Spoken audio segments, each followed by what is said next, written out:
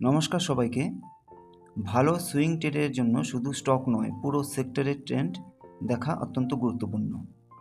তার আগে বলছি, গেল সপ্তাহে যেসব স্টকগুলো ভালো পারফরমেন্স দিয়েছে আমার পোর্টফোলিওতে, সেগুলো নিয়ে আলোচনা করছি। গেল দেওয়া ছিল 182 টাকায়, সেটি স্টপ লস হিট করেছে।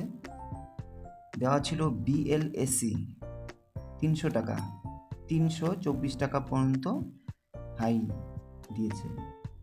ছিল ফিলাটেক্স 73 টাকা চলছিল, সেই ফিলাটেক্সটা 85 টাকা পর্যন্ত হাই মেরেছে।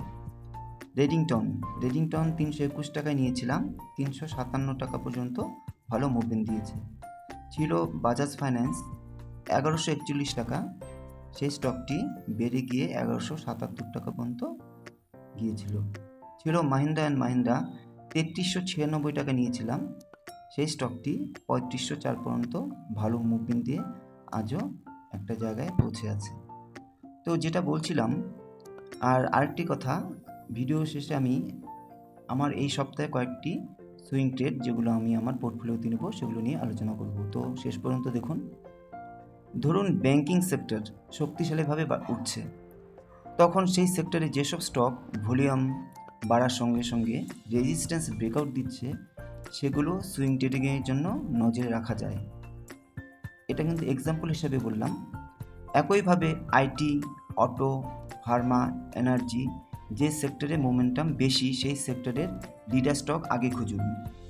তারপর দেখুন price trend, volume, support, resistance এবং ব্রেকআউট।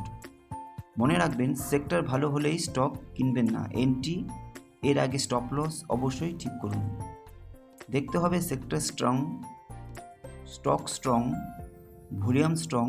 সব স্টকগুলো আমি আমার পোর্টফোলিওতে নিয়ে রাখছি। সেগুলো হচ্ছে টাটা টেক, বর্তমান প্রাইস চলছে 872 টাকা, ভালো ব্রেকআউটের মধ্যে আছে স্টকটি।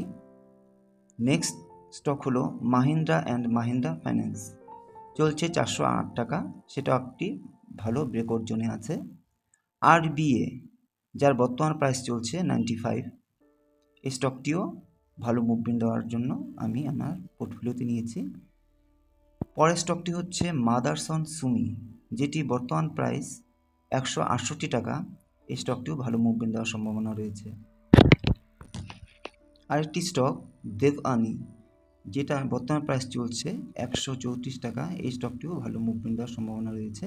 আমি এই কয়েকটি স্টক আমি আমার পোর্টফোলিওতে নিয়েছি। তো স্টক বাছাই করার আগে অবশ্যই আপনার ফিনান্সিয়াল অ্যাডভাইসের পরামর্শ নেবেন।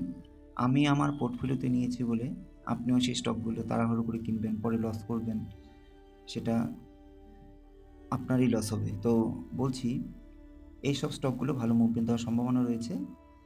তো ভিডিওটি দেখেন আপনারা সবাই সাবস্ক্রাইব করবেন, সবাইকে শেয়ার করবেন এবং লাইক দিবেন। ধন্যবাদ।